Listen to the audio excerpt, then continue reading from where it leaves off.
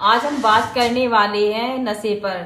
नशे के लिए इसलिए बात करने वाले हैं क्योंकि मेरे एक सब्सक्राइबर भाई हैं जो दुकान करते हैं, गुटखा बेचते हैं और जो भी छेना वगैरह है जो भी बेचते होंगे, जो भी नशे की चीजें वो बेचते हैं। तो वो पूछ रहे हैं कि भाई अगर मैं ये चीजें बेचता हूँ और मैं सतगुरु रामपाल जी महाराज जी से नाम ले लेता हूँ तो मुझे क्या इसका पाप कम लगेगा? देखिए, पाप आपको बराबर ही लगेगा। और गुरुजी के से जैसे कि सतगुरु रामपाल जी महाराज जी से नाम लेते हैं तो वहां पहले ही फॉर्म भराया जाता है कि आप ये काम नहीं करेंगे। देखिए, जहर कितना होता है, जहर थोड़ा हो या घना हो लेकिन वो काम जहर वाला ही करता है। उसी तरीके से नशा भी एक ऐसा ही जहर है जो हमारे जीवन में घुलता चला जाता है, चाहे उसे बेच दीजिए चाहे उसे खा लीजिए। तो इसीलिए नशे के लिए सतगुरु रामपाल जी के यहाँ बिल्कुल मना है कि ना नशा आपको लेना है ना बेचना है। नशा अगर इतना ही अच्छी चीजें हो तो क्यों ना हम अपने बच्चों को दे दें, लेकिन हमें इस चीज का पता होता है कि नशा बहुत बुरी चीज है, लेकिन फिर भी होता क्या है कि हमसे अगर खाते भी नहीं है तो बेचते ही हैं। तो बेचने से बिल्कुल आपको मना कर दी जाएगी कि आप वो नहीं बेचेंगे। तो मैं अपने सब्सक्राइबर भाई से बता दूं कि नशा बेचना और खाना ये दोनों ही चीजें सतगुरु रामपाल जी महाराज जी के यहाँ निषेध हैं। उनके यहाँ इसकी कोई माफी नहीं है। उसकी माफी इसलिए नहीं है कि नशा बहुत बुरी चीजें हैं, ये हमारे जो बच्चे हैं उन पर बहुत गलत प्रभाव पड़ता है। देखिए, चाहे आप पैसा कितना ही भी कमा लीजिए, अगर आपके बच्चों को ये गलत लत लग जाती है तो फिर आपको मालूम ही होगा कि घर में कलेश होना स्टार्ट हो जाता है। पैसे से सुख नहीं होता, लेकिन सुख होता है तो घर में अगर हमारे बच्चे अच्छे हैं, अच्छे संस्कार मिले हैं तो देखिए थोड़े पैसे में भी हम गुजारा कर सकते हैं। और अगर आपके पास पैसा बहुत है लेकिन गलत लत में आपके बच्चे पड़ गए हैं तो उससे आपको आपके घर में कलह होनी स्टार्ट हो जाती है। तो नशा बहुत बुरी चीज है। आजकल हो क्या रहा है, मैं अपने आसपास भी देखती हूँ कि आजकल बच्चे इतना नशा करने लगे हैं कि बड़ों से भी ज्यादा बच्चे नशा करते हैं। मैंने देखा है कि उनके माँ बाप इतनी मेहनत कर कर पैसे लाते हैं लेकिन वो बच्चे नशा करते हैं और चोरी चोरी इतना भयानक नशा करते हैं। बताइए, आने वाले समय में अगर ये इतना नशा करेंगे तो ये क्या करेंगे? ये तो अपना जीवन बर्बाद कर रहे हैं। लेकिन ये नशा इतना ज्यादा चरम सीमा पर फैलता जा रहा है कि बस मत पूछिए। लेकिन होता क्या है कि ये सारी चीजें हम नहीं छोड़ सकते। क्यों नहीं छोड़ सकते? क्योंकि हमारे बस में नहीं होती हैं। कुछ चीजें ऐसी होती हैं कि जो हमारे बस में नहीं होती, क्योंकि हमारे पिछले पाप कर्म हमारे आगे आ जाते हैं।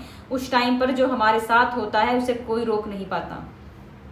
नहीं तो हर आदमी ये चाहता है बच्चे कि भाई मेरे बच्चे सुधर जाएं और मेरे बच्चे अच्छे पढ़ें लिखें, लेकिन होता हमारे पाप कर्मों के हिसाब से ही हमारा सारा भुगतान होता है इस जन्म में। अगर हम इस जन्म को सुधार लें तो ये जन्म भी सुधर जाएगा और आने वाला समय हमारा अच्छा होगा, क्योंकि हमें यहाँ आने की जरूरत ही नहीं पड़ेगी। ये बहुत ही गंदा लोग है। तो अगर आपको नशे के बारे में जानना है और आपको नशे के बारे में डिटेल लेनी है तो मैं आज सतगुरु रामपाल जी महाराज जी की ही एक वीडियो दिखाने वाली हूँ कि नशे से कितना पाप लगता है। आप उसे जरूर देखिए, पूरी देखिए और फिर आप कमेंट में जरूर बताइए मुझे कि आपको ये वीडियो कैसी लगी। और अपने ग्रंथों से मिलान कीजिए। ये प्रमाण दे रहे हैं, कोई ऐसे ही नहीं है फेक में बात कर रहे हैं, हवा में बात कर रहे हैं। हवा में बात कुछ नहीं करते हैं, आपको प्रमाण सहित बताते हैं। और देखिए, मेरे कुछ सब्सक्राइबर भाई हैं जो मुझसे कुछ कमेंट और भी किए हैं, लेकिन उन कमेंटों का मैं रिप्लाई देने वाली हूँ, कल दूंगी। तो आज आप यही देखें, क्योंकि मैंने आज उनके लिए ये वीडियो बनाई है। उनका काफी दिन से यही कमेंट था कि भाई वो गुटखा बेचते हैं तो गुटखा बिल्कुल ना बेचें। इन चीजों से जो पैसा कमाएंगे वो आपके घर में बर्बादी ही लाएगा, कोई सुख खुशहाली तो लाएगा नहीं। तो आप जरूर देखिए। और सतगुरु रामपाल जी महाराज जी से मेरी प्रार्थना, जल्दी से जल्दी नाम दीजिए, क्योंकि वो अपने धर्म ग्रंथों में उंगली रख रख कर बता रहे हैं। तो आपके भविष्य भी अच्छा हो जाएगा। अब मन जीता कैसे होगा? परमात्मा की शरण में आवे। और गुरु जी बताते हैं परमेश्वर का विधान के बीड़ी शराब मांस तम्बाकू जर्दा कभी छूना भी नहीं है यदि तूने कुछ सुख चाहिए जीवन में। ये सबसे बड़े शत्रु हैं इस प्राणी के, इनको कभी नहीं खाना चाहिए।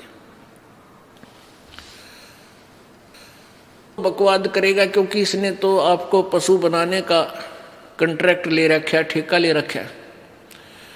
इस मन को इन बुराइयों से हटावे और परमात्मा के चरणों में लगावे। मन चाहता है कार खरीदूं, कोठी खरीदूं, ये कर लूं, वो कर लूं। अब मन के सोचने से और कहने से कुछ नहीं होगा। परमात्मा में समर्पण कर दे, भगवान में कि हे प्रभु, जैसे भी आपने इस दास का हित लगे उतना ही देना अधिक नहीं। और फिर परमात्मा कहते हैं, जैसे आज दिन में उदाहरण आपको सुनाया था कि साईं इतना दीजिए जिसमें कुटुंब समावे, कल 2 सत्संग में सुनाया था आपको, और हम भी भूखे ना रहें, कोई अतिथि न भूखा जावे। यानी इतना जी दीजिए जिसमें कुटुंब समावे। कुटुंब समान का अर्थ है रिक्वायरमेंट ऑफ द फैमिली, यानी परिवार की आवश्यकता पूरी हो। कोई अतिथि आ जाए वो भी 2 रोटी खा के जावे और हम भी भूखे ना सोवा, परमात्मा बस इतना देना। अब परमेश्वर कबीर जी ने उदाहरण दिया था, भाई देखो मैं खुद कितना निर्धन बन के एक जीवन व्यतीत किया, हमें उदाहरण देने के लिए। एक झोंपड़ी में रहते थे, कपड़ा बुनते थे, और जो भी उसकी कमाई होती थी उसी से पैसा लेकर कुछ अपना घर गृहस्थी का अन्न लाते थे, क्योंकि 2 माता पिता थे, मुंह बोले, और 2 बालक थे जो मुर्दे जीवित कर रखे थे, लड़का और लड़की बेटी रूप में रखे हुए थे, बेटा बेटी रूप में रखे थे।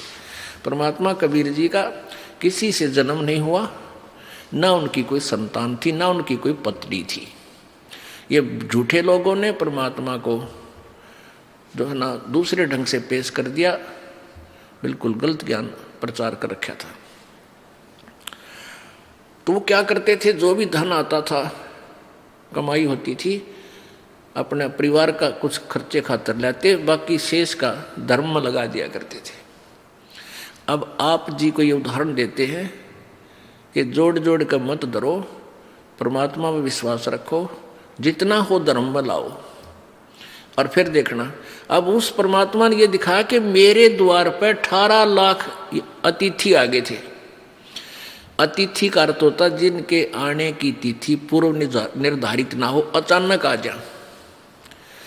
अब वो उन दुष्ट लोगों ने चिट्ठियां डाल दी परमात्मा को लज्जित करने के लिए, शर्मिंदा करने के लिए। लाखों लोग, 18 लाख व्यक्ति आ गए कबीर जी के अतिथि बन गए। परमात्मा कहते हैं मेरे अतिथि भूखे नहीं गए, 3 दिन रटे, 3 दिन रुके और तीनों दिन बड़े भंडारे चले। जो भी खान योग्य चीज थी जिसने डिमांड की, लड्डू की इच्छा थी लड्डू आ रहे हैं, जलेबियों की इच्छा करता जलेबी आ रही है, कचौड़ी पकौड़ी खीर खांड हलवा है। और 18 लाख अतिथियों को 3 दिन तक बड़ा भंडारा दिया। और फिर प्रत्येक खाने के उपरांत 1 दोहर और 1 असरफी, जैसा भी चिट्ठी में उन दुष्टों ने लिखा था वो भी दिया। तो परमात्मा कहते हैं ऐसे रहो तो मेरे ऊपर आश्रित कहो के, फिर देखना आन दे। कहते कल पे कारण कौन है, और कल कर सेवा निकाम, मन इच्छा फल देऊंगा जो पड़ा धनी ते काम। जब धनी का काम था वहां पर ना पूरी काशी का के दाने इकट्ठे कर ले गेहूं तो 18 लाख व्यक्तियों को नहीं खिला सकते, और वहां परमात्मा ने डूंडा ठा दिया। अब मन जीती का अर्थ है कि गुरुजी के वचन पर डट जा। गुरुजी कहते हैं ये बुराई मत करो, तुरंत त्याग दो, ये भक्ति करो, हाथ से जितना पुण्य हो सके अवश्य करो। परमेश्वर जी कहते हैं चढ़ी चोंच भर ले गई नदी ना घट्यो नीर, और दान दिए धन घटे नहीं नो, कह रे साहिब कबीर। पुण्यात्माओं, प्रसंग था कि तन धर सुखिया कोई न देखा, जो देखा सो दुखिया हो। और उदय अस्त की बात करे मन सबका किया विवेका हो। जो चक्रवर्ती राजा उदय अस्त, जिसके राज्य में सूर्य अस्त ही नहीं होता, उदय जहाँ होता है और अस्त जहाँ होता है, यानी पूरी पृथ्वी का शासन जिसके पास है, वो इंसान भी कभी सुखी नहीं हो सकता जो भक्त नहीं है। जो सच्चा भक्त नहीं है, सच भक्ति नहीं कर रहा है, पूरे संत की शरण में नहीं है, तो फिर कहाँ सुख है। तो परमात्मा कहते हैं मन तू सुख के सागर बस रे भाई, और न ऐसा यस रे। मन तू सुख के सागर बस रे भाई, और न ऐसा यस रे। ये जगत भाई और भगत भाई को सभी को सत साहिब। अगर वीडियो अच्छी लगती है तो लाइक जरूर कीजिए, सब्सक्राइब कीजिए और ज़्यादा से ज़्यादा आपका सपोर्ट और प्यार की मुझे ज़रूरत है। तो सत साहिब।